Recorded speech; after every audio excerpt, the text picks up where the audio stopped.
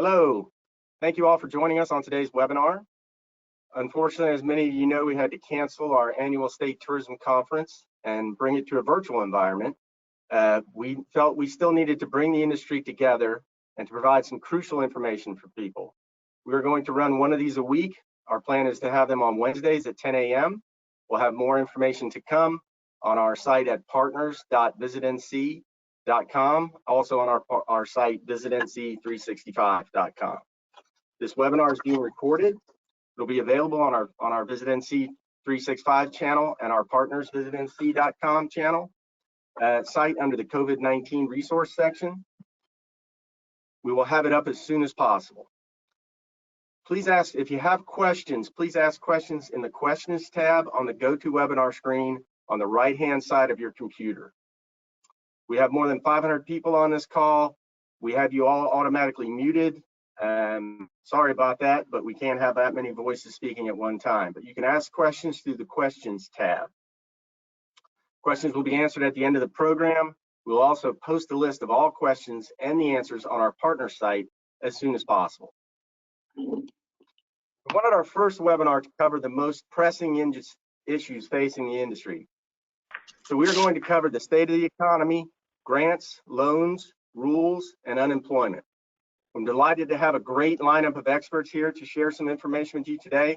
And we're going to start with North Carolina's Secretary of Commerce, Anthony Copeland. Thank you, Whit. Good morning. This is a trying time for all of us. This is an unprecedented time for us. I've never seen anything in economic development like this in my lifetime. 2008, in many ways, doesn't compare. As we all know, that was an economically a structural problem with the economy, with the banking system, whereas this has been imposed by an external force, a virus. And I think, as we can see, we're trying to cope with this as rapidly as possible. You know, as late as January, we were touting in the economic development community an unprecedented number of job growth. In the last 3 years, just the Department of Commerce alone, over 60,000 jobs created in an economy, in a robust economy. And in fact, we were arguably at full employment with a labor shortage.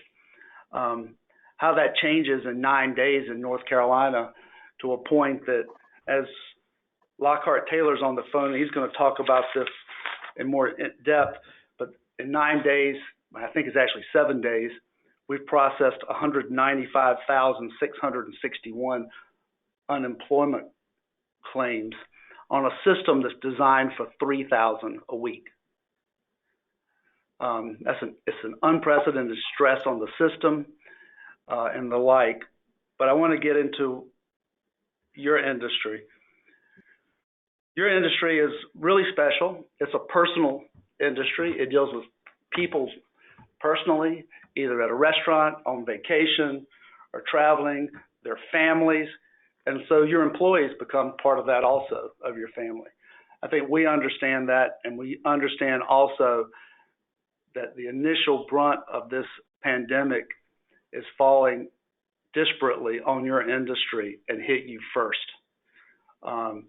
We're going to do everything possible to coordinate a wraparound strategy with what the state of North Carolina has, the Congress, and work with the North Carolina General Assembly to move things forward also. Those started yesterday, meetings of the General Assembly. The Congress, as of a few minutes ago, I don't think has passed their stimulus package yet. We're going to be following and layering those. They will have they'll have a positive effect of money coming into the state and will change much of the unemployment benefit situation, we hope. You know, your industry ought to be thanked for. We have, the people on this phone have created an institutional network in North Carolina and backbone for travel, tourism, and restaurant entertainment, the second to none in the world. I mean, you know, as late as January, we were sitting on, well, actually February, or a week ago, the 9th most populous state in the country with an economy that was larger than Sweden's. Today, we're dealing with a pandemic, trying to hold on to all of that. And you're part of the solution, just like we are stopping this pandemic. With the governor and I and the rest of the cabinet have been working with the legislature and the Congress. The governor's been talking to the president almost every day also.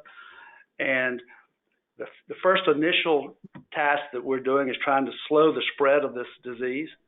There's no proven drug to cure it or treat it or to head off death. And we're dealing with the science of this and the hospital networks.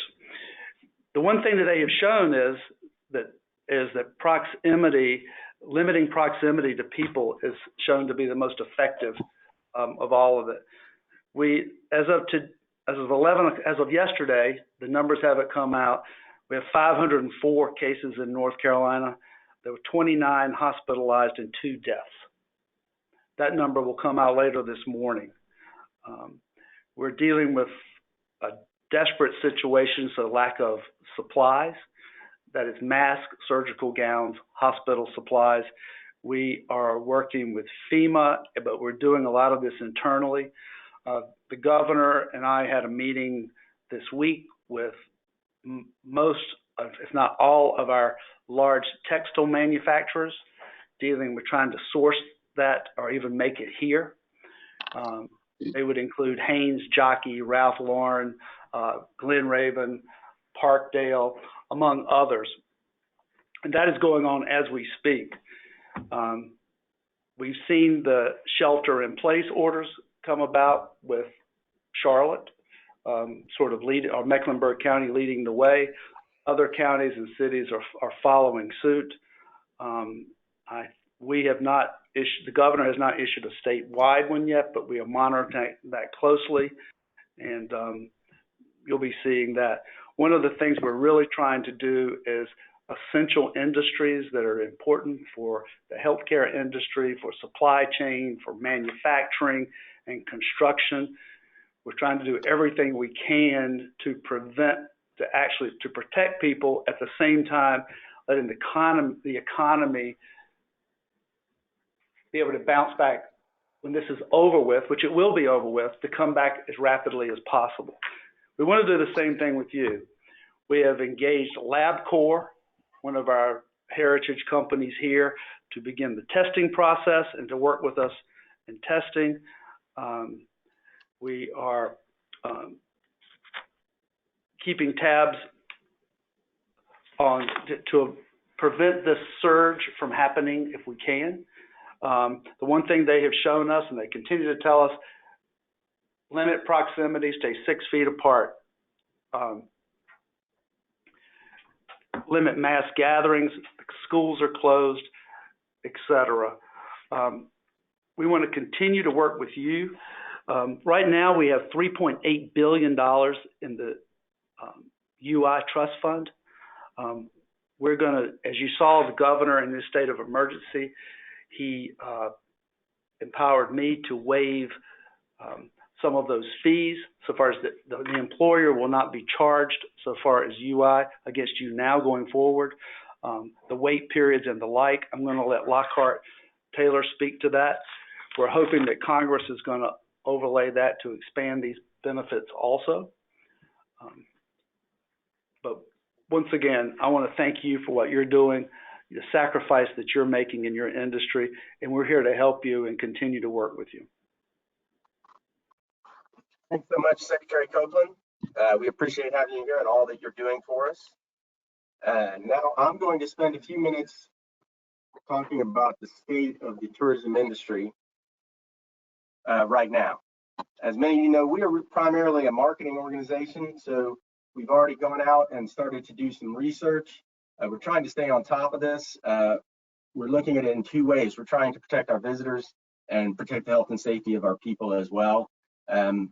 We have had advisories up ever since the beginning. We're trying to inform people, not alarm them. And we're trying to work with the industry to do programs such as this to promote the best practices. We have a list of resources on our partner site at partners.visitnc.com/COVID-19. where you can find all sorts of things there to help the industry weather this and get to the other side. This has been a tremendous traffic disruptor. In my 30 years in tourism, I've never seen anything like it. Visitor mindset has done a complete 180. And we're seeing disruptions throughout the economy, not just the tourism economy. For example, statewide revenue per available room dropped 62% last week. So this is a crisis and it is an emergency. We've gone out and engaged with some research firms to get some new information, because I think the key to this is going to be, to getting us out of it, is going to be research. The research programs we're using right now, we're with destination analysts. They are going out weekly and surveying American travelers. We like this survey because it's frequently updated and we can keep a handle on what people's attitudes are when they will look forward to coming back to travel. Currently, it's a lot of bad news. Most people have canceled trips. Most people feel it's going to get worse before it's going to get better. We're starting to see some of the cancellations bleed into the summer travel season, where people are feeling they won't be able to travel even in the summer. And people are feeling like people should be ashamed if they do travel. I think another interesting thing that's come out of the research is that federal and state government agencies are now the top trusted sources that are used for travel information. That's quite a change from where that was before COVID-19 came along. And it's an opportunity for CDBs and tourism offices to show the fact that we are the official organizations and can give out correct information when there's so much misinformation in the marketplace. Also, if you'll notice, word of mouth, which is typically near the top as far as travel information, has dropped to the bottom. So I think that's very interesting. Unfortunately, we're also seeing that most people do not feel like this is an appropriate time to get them with a travel marketing message. And in fact, it was weak last week, and when we resurveyed this week, it has dropped 14% from that. So if you're out there marketing, I really think this is not an effective time to be marketing. Better a time to save your marketing message and go with a more philanthropic message. As I said, I was really thrilled that we have so many great leaders here today, and now we're going to have Lynn Minges, who's the President and CEO of the North Carolina Restaurant and Lodging Association. She can talk to us about some of the great programs that they are doing for our industry. Lynn. Well, thank you, Whit, for your great leadership, and thank you, Secretary Copeland. You guys are working tirelessly, and I've been where you sit, and I appreciate the important work that you're doing. Today, I come to you with the hat that I wear now, and that is that I work for restaurants and hotels across the state who are obviously experiencing unprecedented challenges. Just to remind you, there are 18,000 restaurants across North Carolina, and every single one of them have ceased operations in the way that they are normally allowed to operate, and that is there's no in-restaurant dining in any restaurant anywhere in North Carolina. Those restaurants alone employ 500,000 North Carolinians. Most of those shuttered entirely last week. And with that, we're estimating job loss, immediate job loss just last week of about 350,000. Some of those restaurants, as you're probably aware, are operating with limited service. So we were able to work with the governor's office, and to give credit where credit's due, they have done an amazing job of keeping us engaged, informed, listening to our concerns, and acting on those. I cannot commend Governor Cooper any greater than what he's done for our industry, and so I want to thank him for that. He has allowed restaurant operations to continue to operate with drive-through, takeout, and delivery, and some are doing that. But just to be clear, that kind of is life support. They are working with very limited staff. Most of their staff has gone home. They are operating with adjusted menus, maybe trays of lasagna, tacos for 10, things of that nature, bulk orders primarily. And that is just what I would call life support. They are probably not making money, but they may be able to keep a few of their employees on board. They're in pretty critical state of affairs right now. It's interesting to note that there is not a single place in the state of North Carolina where a mixed beverage can be served today. That's a private club, a restaurant, a bar, nowhere. And so that in and of itself is sort of a eye-opening thought, just to kind of help relay the state of things. Moving on to hotel closures, while we saw the tsunami of restaurant closures and job layoffs last week, we are seeing hotel closures and the tsunami of job layoffs in that sector this week. In the hotel industry alone in North Carolina, there are about 1,800 lodging establishments. They employ about 52,000 North Carolinians, and we're projecting job loss of 23,000 almost immediately. You are seeing many of those hotels closed or closing as we speak. But we have done and continue to work tirelessly to try to carve out limited restaurant operations and hotels as essential services. And that's a key word for those of you who have influence with your local city, county elected officials. If we can carve out hotels and restaurants with their limited operations as essential services, that will be extremely helpful. And I'll tell you why. I've begun to field lots of calls from truckers who are bringing food up and down our interstates and through our highways. They're delivering to the restaurants and to hospitals and other. They're providing essential services. They have to have food while they travel, and they have to have places to sleep. And so, if you can help us to convey that message to your policymakers, that's extremely helpful. So far, I believe we've been successful statewide and in all the municipalities of those carve-outs. You guys can play a critical role in helping us. We are literally playing triage minute by minute on that effort, but to the extent we can keep those open for the purposes of workers and relief workers. We're also, interestingly, sheltering a number of international guests who are in our state, either for business or pleasure, and can't get home. They must stay in a hotel. That is the right thing to do. And there are some cases where there are families where they have one family member who has tested positive for COVID-19. The remainder of the family may prefer to shelter somewhere else. They can't be together. And so our hotels are playing a critical role, and let's continue to carry that message. The biggest issue that both restaurants and hotels are facing as we speak is cash flow. They are in what I would call crisis situation. I have talked to hundreds, if not thousands of them this week or over the course of the last 2 weeks.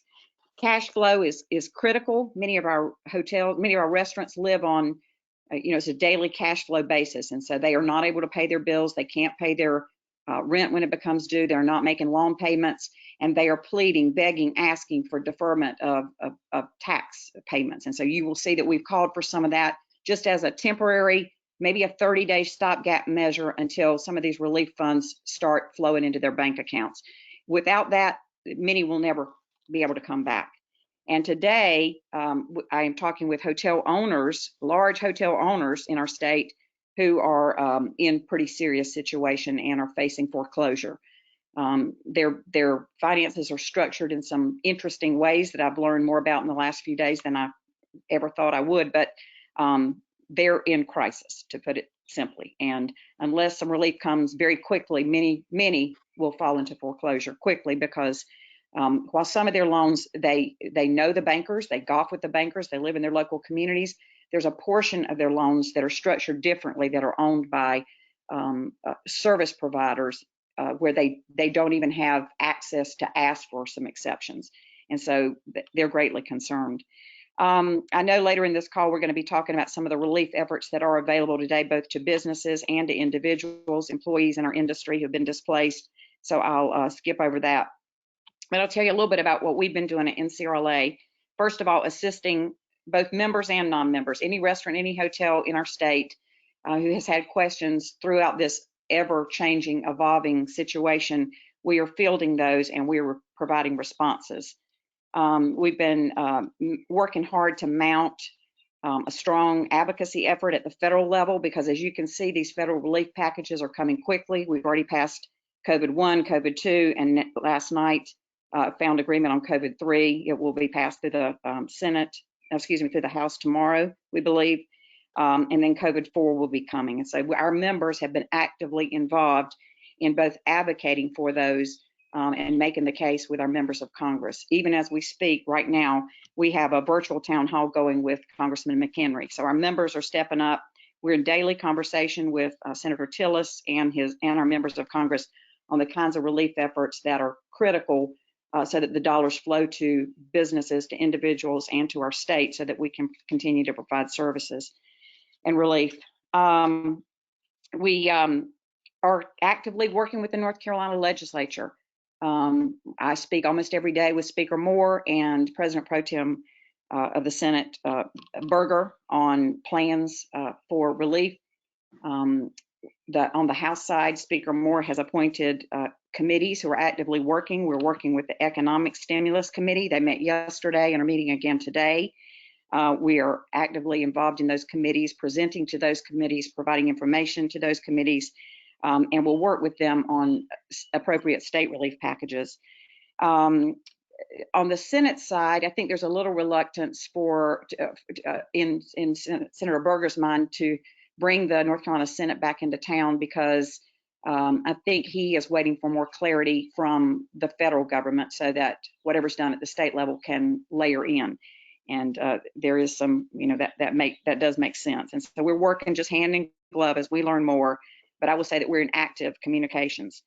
I'll also say that I have been on conference calls with the president, who is reaching out to small business, including restaurants and hotels, on development of relief packages. He's actively engaged in the kinds of relief that would be helpful to our businesses.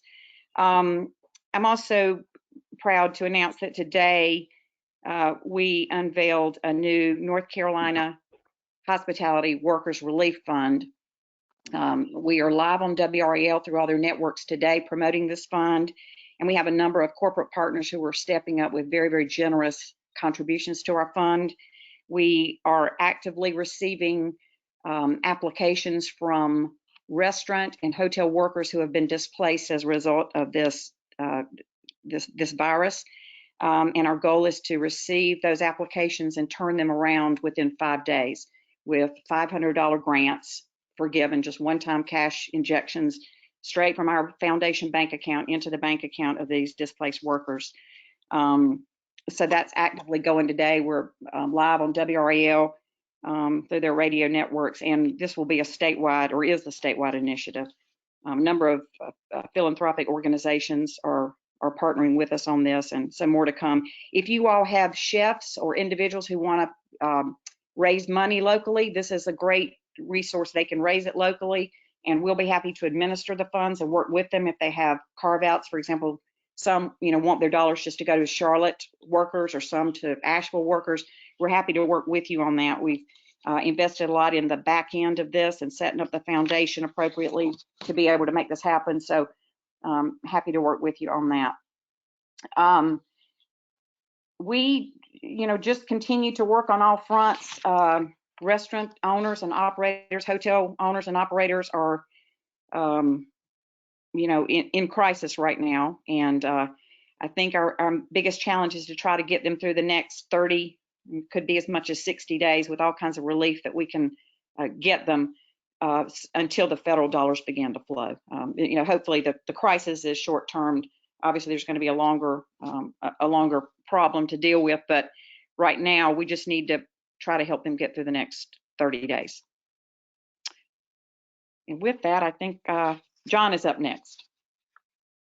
Yes, okay. So thank you so much, Lynn. It's tremendous work your organization is doing. We really appreciate it. Everyone across the state does. Our next speaker is the Vice President for Global Business Services for the Economic Development Partnership of North Carolina, John Loyack. John. Thank you, Whit. Good morning, everyone. It's a pleasure to be here with you all today. We know, as the Secretary mentioned, there's going to be more support coming from DC, but the point of today's discussion is to share some information about programs that actually exist. The other thing I've learned over the last week is that current events are coming at you a lot more quickly than they ever did in the past. And so the first loan program that I'd like to talk about this morning, I actually just got an email that told me that it's one that's provided by the Golden Leaf Foundation through a number of different nonprofit lenders. And we got word just a few minutes ago. It's a program that was introduced 48 hours ago with about $15 million behind it. And they have already received applications in excess of the funding. They are actively seeking more funding right now and are recommending that people continue to apply. So as you go to the website that I'm referring to here, I recommend that everybody, even though there's going to be a pop-up that will let you know what their situation is, we're going to continue to accept applications. So just some basic information about this program. And this is the NC COVID-19 Rapid Recovery Lending Program. This is one small thing that's being done, and many others are coming. In essence, this is a bridge loan that will help us get through this period until other resources become available. It's been made available, as I mentioned, the Golden Leaf Foundation announced this on Tuesday, and this is the deployment of millions of dollars of funding to launch this program via a consortium of nonprofit lenders who are providing these bridge loans to businesses as they await additional support. Loans are available for up to $50,000 based on the business's current revenue. The loan sizes will be capped at 2 months of current revenue. As a bridge loan, it's designed specifically to help businesses deal with the situations they're dealing with right now. And so for the first 6 months of this loan, there would be no interest and no payments. So it's an excellent opportunity for businesses who have been impacted, a way to get them back up and running. It can be used for a variety of different things. The applicants who are eligible for this program are anyone in one of the counties that has been impacted by COVID-19, and every one of our 100 counties has been impacted, so it's available to everyone. I've included some information on here for those who'd like to continue with the application process. There's a 1-800 number that has folks on the business end of that line that are ready to take your calls if you have additional questions about this program. What's interesting about this program is, and I think a program like this at a time like this is extremely important, because we know that there's a lot of non-regulated lenders that are out there that are going to be approaching your businesses via the internet, over email, and a variety of different other ways that we can come to you and let you know that there's these great opportunities that are available. Again, a lot of these are unregulated, and so we are working with a series, this consortium of nonprofit lenders included here. So you see businesses that are based all over the state of North Carolina. These are organizations that have a great impact on rural North Carolina and specific metropolitan areas. Certainly BEFCOR, for example, is one that's known in the Charlotte area, Mountain BizWorks out in the west, and then a group like Thread Capital, which is in association with the NC Rural Center, that's available all over the state. So these are great programs. As I mentioned, as you go to the, as you look at this application process today, you will see that note I mentioned, but my recommendation is continue through with the application process, and we'll see how we move forward from there. The next opportunity is one that comes to us via the SBA. And so this disaster announcement came out, and immediately afterward, the SBA announced that their economic injury disaster loans were available. These EIDLs are working capital loans that help small businesses meet their basic day-to-day obligations that can't be met as a result of something like this. We have a lot of experience dealing with programs like the one I mentioned earlier, as well as the SBA program, through a lot of the hurricane relief efforts that we've been involved in over the last 4 or 5 years. This is a very similar program. Businesses can, the things that I tell people to prepare for would be, make sure you've got information about your credit history. You're going to need to be able to show that you've got the ability to repay the loan. And for loans that are over $25,000, there is a collateral requirement along with that. The next slide, just to talk a little bit about how much can be borrowed. The advantage to this one is that it goes a little bit bigger, and the eligible entities can qualify for loans up to $2 million. Interest rates for small business are 3.75% and 2.75% for nonprofits. One thing I would like to call out is the eligibility based on the size of your business and the type of your business and financial resources, but this is not something that will work for everyone. There are certain businesses that this would not apply to, like anyone involved in gaming or gambling, that sort of thing. And we can provide more background on specific businesses, but this is something that is designed specifically to help local hotels who are dealing with issues, any businesses involved in tourism in a variety of different ways. And the SBA has done a number of different ways to make this process a little bit easier to get to business. And ultimately, as you can see here, the loans are designed to be able to help pay with the basic day-to-day bills, fixed debts, payroll, accounts payable, that sort of thing. And then in terms of the application process, we've got some information here. This was, again, the Secretary mentioned earlier just about the capacity of our unemployment insurance system and the strains that some of these systems have been put under. This disaster loan website through the SBA went down for maintenance at midnight the night before, so I guess that was in between Tuesday and Wednesday, and was actually down until about 4 p.m. yesterday. Even for those businesses who want to get through this process, I would say continue to do it. There's the website is back up and running now. If you run into any issues with that, give us a call and we can help you find out the best way to get to that. There's even a paper-based system.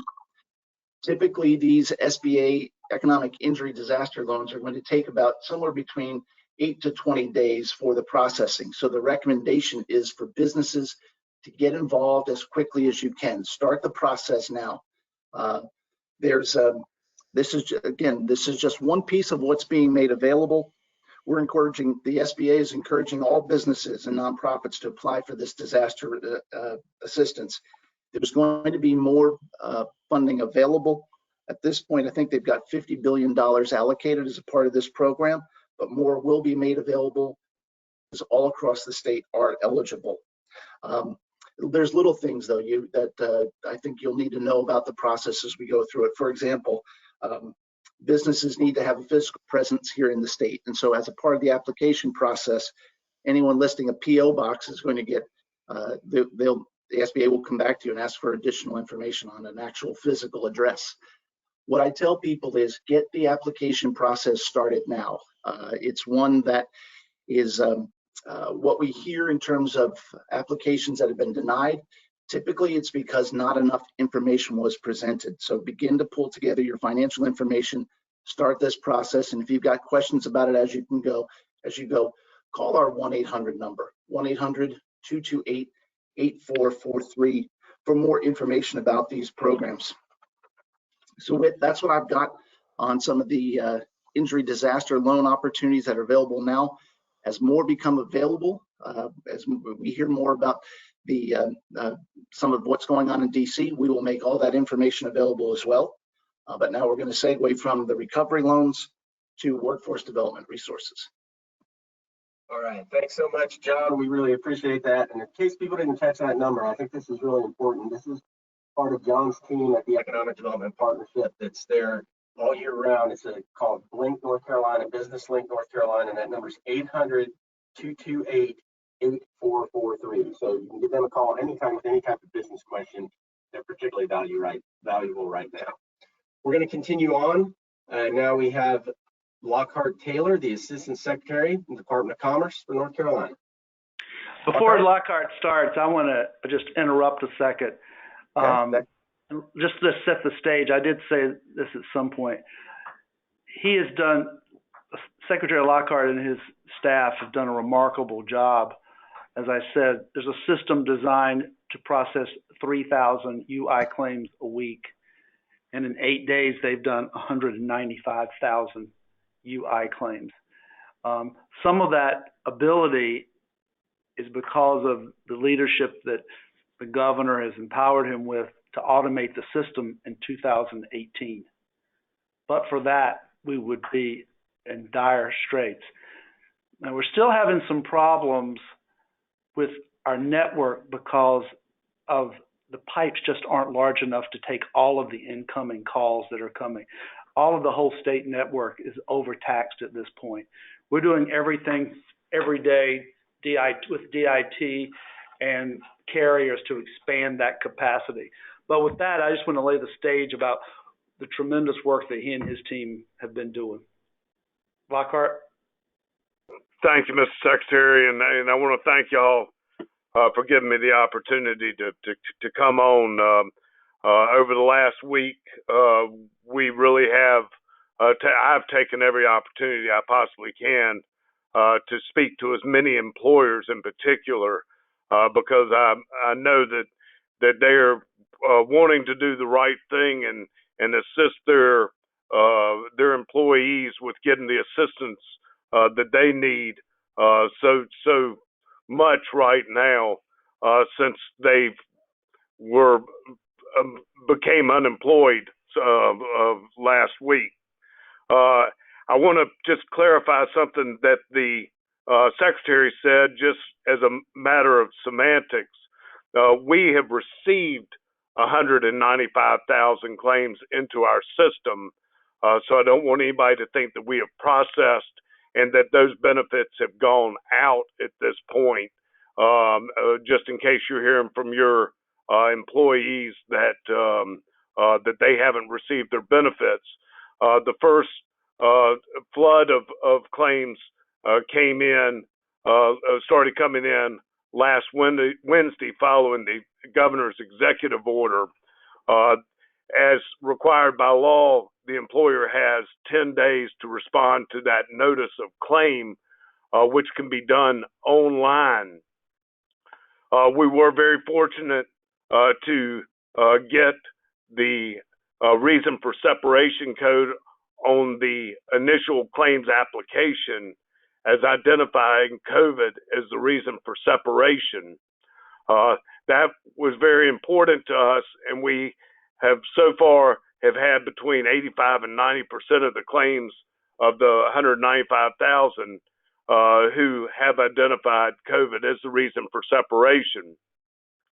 As long as the employer comes in and also identifies COVID or lack of work as the reason for separation, we believe that the new system will automatically process those claims because there's an agreement between the employer and the individual who filed that claim,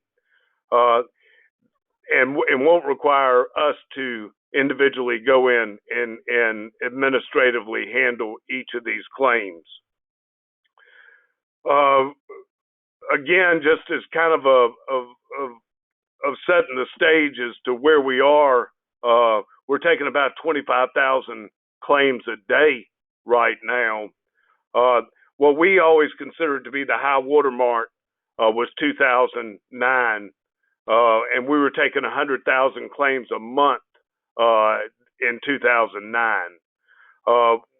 We are continuing to work with the governor's office, with the U.S. Department of Labor, who provides our funding, and we administer this system on behalf of the U.S. Department of Labor. We are talking with local leaders. We're talking to businesses as much as possible. The governor did provide in the executive order that any benefits paid as a direct result of COVID would be non-charged to employers to ensure that the flood of claims that are being filed by your employees will not impact your tax rate for 2021, and hopefully never. I mean, they certainly shouldn't impact your tax rate ever. We are fortunate that the first piece of legislation that was passed by Congress was providing us with the administrative funds that we're going to need, not only with the flood of claims regarding COVID, but as of last night, with the president's declaration, we expect the disaster unemployment assistance to be authorized. We have not received that notification from U.S. Department of Labor notifying us that disaster unemployment would be authorized, but we expect that today or tomorrow and before the end of the week. As the Secretary said earlier, we are staffed to handle 3,000 claims a week right now. We receive no state appropriations for the administration of the system in North Carolina. That is 100% federally funded, and our federal funding has been reduced by 20% over the last 5 years, and we have staffed appropriately. We were very fortunate to get the authorization of adding 50 new employees posted, and we're going to start interviewing and getting those individuals on as quickly as possible. But we made that decision last week but we had no clue what the volume of claims was going to be, the impact was going to be. So we'll be ramping up staff as quickly as possible. I know that there are a lot of individuals out there who are panicked. We are working full time on top of ensuring that our system can handle the volume that is currently coming in and what we expect over the coming weeks. I also have staff here in Raleigh with the potential of at any time having my staff impacted or this building impacted by an infection coming into this building and my staff. So I've got to take the safety and health of my staff, but right now they are doing what they always do. They are dedicated and committed to staying as long as I can assure them that they have a safe environment to operate in. We're going to telework with everyone that we possibly can have telework to make sure that we are there to serve you. And as employers, I always make sure that I emphasize that we recognize the fact that you fund the system. I know we receive our funding from the feds, but the feds receive their money because y'all pay your FUTA taxes. And so I thank you, and we want to be here for you, and I promise you we will continue to keep the lights on and work as hard as we can. Thanks so much, Secretary Taylor. We really appreciate it, Assistant Secretary Taylor. Just going to quickly wrap up a little things and then go to the question and answer session. Wanted to let everyone know we will have a webinar next week covering our annual co-op marketing effort to be released for co-op starting in July. I know a lot of tourism organizations, their fiscal years start in July. We are constantly evolving the co-op plan under the current situation. We'll also have some PR crisis communications and crisis research sessions coming up as well. Many of you may have noticed we have paused all our advertising, but we have returned to some organic social media. We're trying to sort of put a focus on why North Carolina is so special and inspirational, and to give a positive message, not just to visitors, but also to residents. We recommend this as well for everyone else. And now we're going to go to Q&A.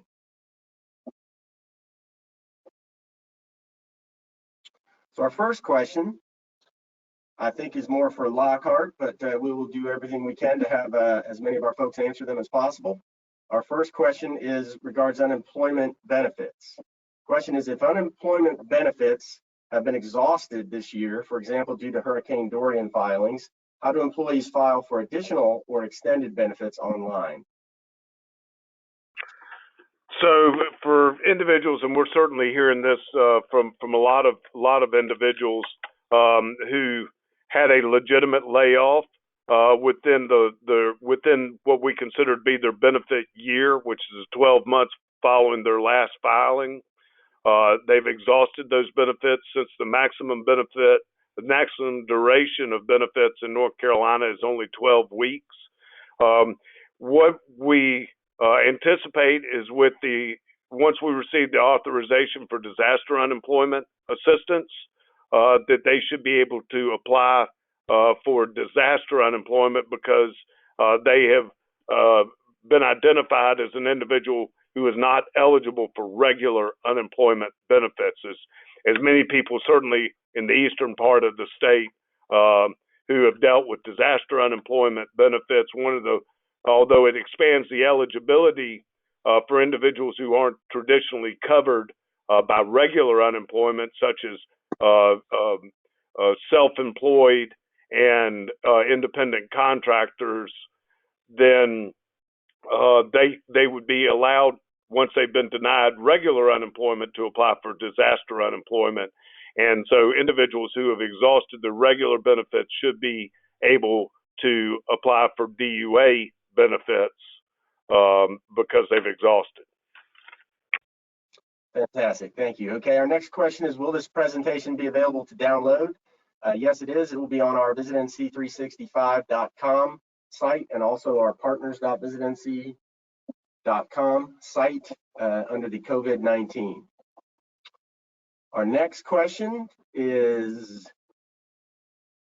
I believe for Lynn Minges, are we looking to convert hotels to assist our healthcare system for beds for COVID-19 patients? So that is a good question. And what I have learned during this process is that your units of local government are the entities in charge of securing facilities for that purpose. And so if your local health department needs that kind of service, then they would reach out to hotels for this assistance. If I can be of help, I'm happy to. I have a lot of guidance on things they might negotiate as a part of that. I've been involved in calls with other hoteliers who have discussed that. And so there are a lot of things to consider as a part of that. So yes, that we may come to that. Right now, I'm not aware of any that are being used exclusively for that. But that's certainly on the table. I will also say that many hotels across our state are still operating, providing, as I mentioned earlier, housing for relief workers, for those who are providing supplies and assistance for those stranded in our state. And for those who need it, we do have a kind of a legal document, a waiver that these hoteliers, restaurateurs can give to their employees that helps when they might encounter an official who questions them. It's an official legal document that says they're a part of our critical essential services system in North Carolina. So happy to provide that. It's on our website, I believe, ncrla.org, and we have a special COVID-19 website that you can link to from our homepage. They can download that, put their company logo on, the name of the individual, sign it as a business owner, and that should allow them to continue operating, getting their workforce in. Great, thanks, Lynn. John, we had another question as well about that industries that Lynn mentioned that are essential industries list, and how people could get on that. And again, it's something that each state is handling this a little bit differently. So we've seen across the nation, states like California, Louisiana, and New York have gone with statewide stay-at-home edicts. But here in North Carolina, it's been happening county by county. So my advice is to anyone wondering about how their particular community is impacted is to contact your local city managers, your local county managers. Each county is handling this a little bit differently. A lot of folks are turning to the Department of Homeland Security critical industries definition to determine which businesses will be staying open, and that's something I can make available as well. Fantastic. Okay, our next question is, will Visit NC consider an in-state campaign to kick off the tourism recovery? Seems to be low-hanging fruit. We're evaluating that. As I said, we're in the market every week doing research to see, and once visitors are ready to receive tourism messaging, we will come out with a new campaign. We've already been in meetings with Commerce and with the legislature to talk about a post-recovery campaign, and all indications it would likely include more in-state marketing, certainly, as we tend to see that what happens when we come out of this thing, we're expecting more local and short-term and drive market traffic, and so our co-op program and our overall advertising would go to reflect that. Okay, another question probably for Lockhart. Are furloughed staff covered by any of the unemployment benefits? So if it's a furloughed staff rather than losing their employment. What I would deem to be a furloughed employee would be someone who's on a temporary layoff. Is the way that I would view the furloughed. And yes, they would certainly be eligible to receive benefits. One thing that we had prior to the 2013 was the ability for employers to file what we consider to be attached claims on behalf of their employees. this certainly was a very useful tool, but there were a lot of restrictions and components that were added to it when the provisions of Chapter 96 were revised in 2013. We've been working with the General Assembly and also speaking with the Governor's office about removing those restrictions and allowing employers to file an attached claim on behalf of their employees. That helps us because we are getting the assurance of the employer community that these individuals are on a temporary layoff and are still attached to that employer. And it will also help us when that employer reopens, is back open for business, and we'll know if any employees do not report back once they've been called back by their employer. I would just go out and say that we may be we're probably going to be about a week away from being able to offer that service again. Please keep an eye on our website at des.nc.gov, and we will provide information once that service is available if authorized by the Governor and the General Assembly. Thank you. Okay, another question for Lynn. How many hotels are housing international visitors, and is that a widespread issue? I don't have a count on that, but we have had calls from some embassies who are trying to find locations for their international visitors. They specifically reached out to about 3 states, North Carolina, Virginia, maybe another one. So my assumption was that they are somewhere that we have them in our state and they're staying. I think the point I'm trying to make with that is that we have to be active in helping to communicate the role that hotels play in the lives of our communities, and now's the time to do that. So if you guys who have direct contact with your county commissioners, mayors, others who are making these decisions, I know Denny Edwards has been very helpful in Raleigh. I know Susan Amy and even Shelley Green, we called her back from retirement, was helpful yesterday in the announcement in Durham, and we were able to get specific language based on that appeal to those local policymakers. So to the extent we can just make the case that, you know, we do provide essential services every single day, but particularly right now, leave us, you know, let us operate so that we can continue to provide important services. Again, I don't know how many internationals are here, but that is certainly a valid case for letting us operate on a limited services basis. Yeah, I think it's a great case that these are crucial efforts that are happening, part of the industry. John, a question for you. Please repeat the Blink 800 number for those that didn't get it.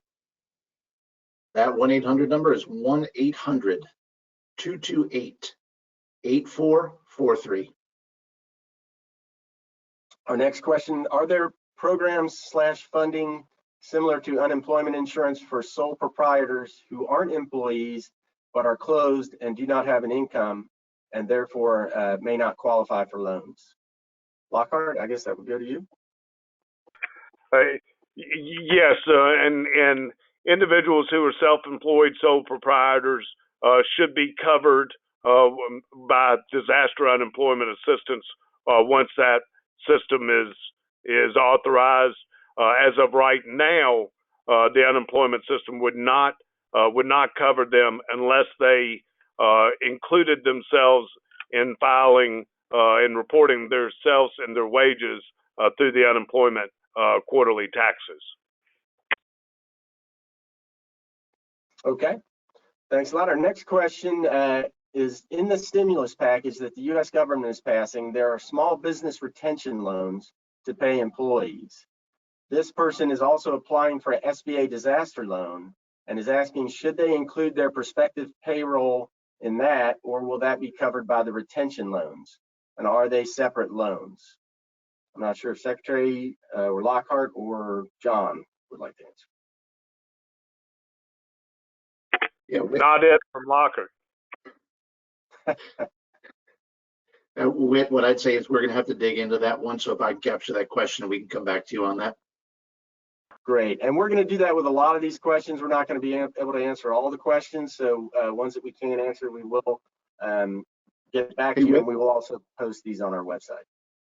One thing I did leave out of my comments was that when it comes to the SBA disaster loans, we do recognize that there are some communities in the state that were already dealing with this. In particular, the folks out in Ocracoke, for example. And the SBA has been very clear that applicants can have an existing SBA disaster loan and still qualify for the new loans. They won't allow the loans to be communicated or consolidated, but they can have more than one loan. So for those of you who already have an existing disaster loan, just know that this is still an opportunity for you. That's great. Thanks, John. We had another question. Do you think tourism CBBs, attractions, and hotels should advertise in summer publications? Deadline for magazines will be approaching in April and May. Thoughts? We face this program ourselves exactly, and what our first line of strategy is to go to those publications and see if they can push back those deadlines. We have been successful in getting some of them to push back the deadlines, which gives you a little bit more time to think. I think if you're a CBB, it's going to be good. As we've seen from the research, and we're checking it every week, people are starting to question whether they're going to take those summer vacations. And right now, we just don't know how long this is going to last.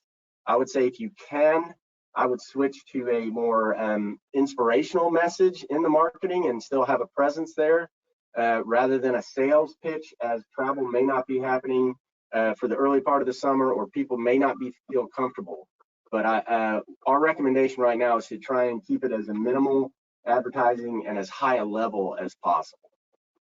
Well, this is Tony Copeland. If I could say, not exactly on point, but the governor's budget that he's going to submit is going to recommend much more money for statewide advertising for travel and tourism. That's great. That would really be appreciated, and I think we'll need it. We'll need it to support a lot of the programs that are losing funding because of this, and we'll have the least amount of funds at the time when it's most important to have them. Someone asked that it may be early to ask, but what is the sign, statistic maybe, that lawmakers are looking for to lift the restrictions? We've had a lot of questions come up about the fact that visitors have been restricted from the beach areas in some counties, yet those counties haven't ordered stay-in-place orders yet. So it's sort of they're half in and half out. Secretary, maybe can you talk a little about the strategy behind the stay-in-place orders, or is that more a local issue? Well, I think what one is going to see shortly, that the whole state is going to be moving into a more uniform stay-in-place legislation. I also think, so far as lifting this or going into, unfortunately, the progression of the virus is controlling a tremendous number of what's going on. As you've been hearing, one of the main focuses is to prevent this spike of this to happen all at one time and crashing all of our medical institutions and apparatus in the state. But I think you're going to see more uniformity coming forward, and we'll be back in touch with you shortly, but we have to flatten this curve. I agree. Okay, and then next question, what is Visit NC strategy for messaging after this has blown over? How do we make ourselves stronger for future crisis communication? We'll have some crisis communications webinars coming up. I think the message we have once this blown over, we still don't know. What we really have to do first, and I caution everyone, is get out there and do the research. We're not sure what the visitor mindset is going to be based on the length of this and how it plays out, as the Secretary said. And we really can't develop that strategy until we get the research. All our programs are research-based to tell us what the appetite of the visitor is. So right now, we're keeping it at that higher level of inspiration and information. And once we get out, we'll look more toward that. Okay, 2 questions. Are agritourism events, farm tours of fewer than 10 people allowed under the current restrictions if they follow social distancing guidelines? Secretary, do you feel comfortable answering that?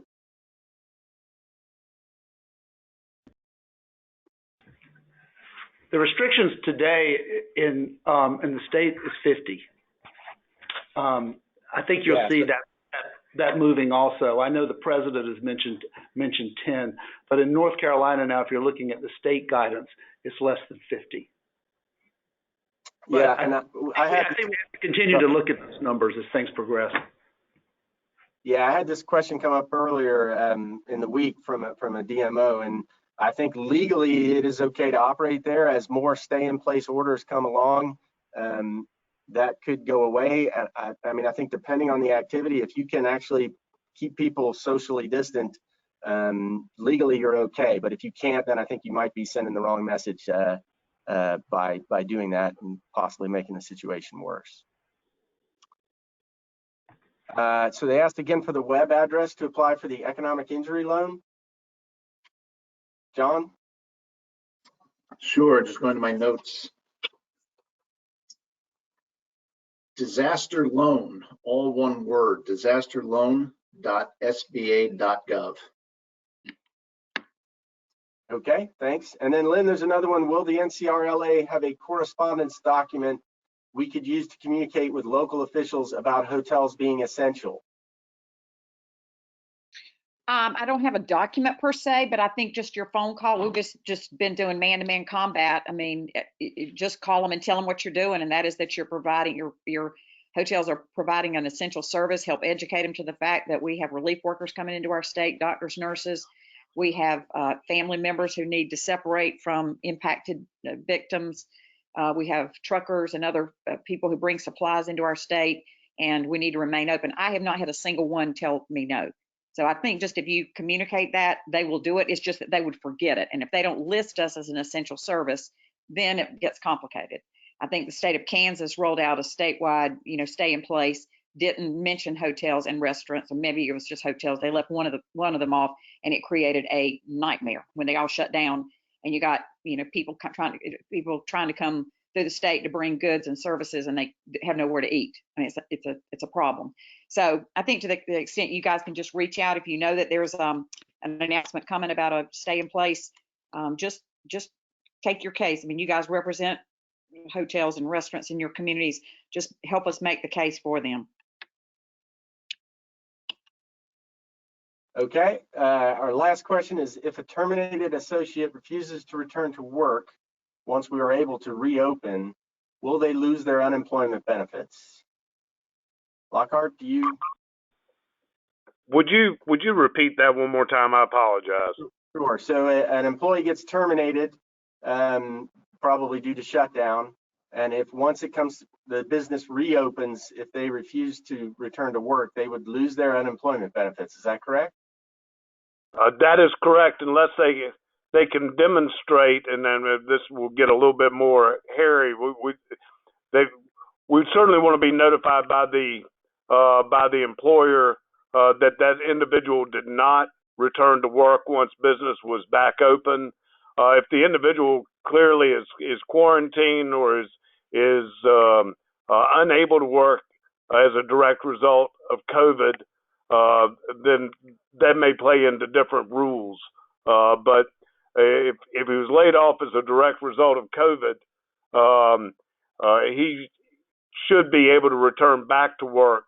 But we'll seek further clarification on that. But it's certainly one we're going to look at a lot closer.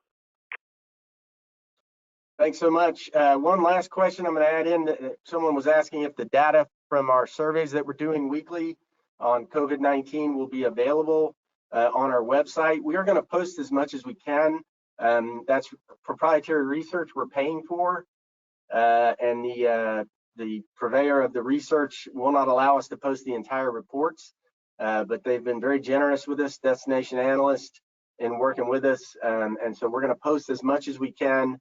We will have it available on the webinars, and so we'll have as much as we can out as possible, but we can't have everything. Secretary Copeland, Lynn Minges, Taylor Lockhart, and John Loyack, thank you so much for being on. As I told everyone, we will post as many of your questions, all your questions and answers as soon as possible onto our sites. I hope everybody does well, and thank you for joining us today. Thank you.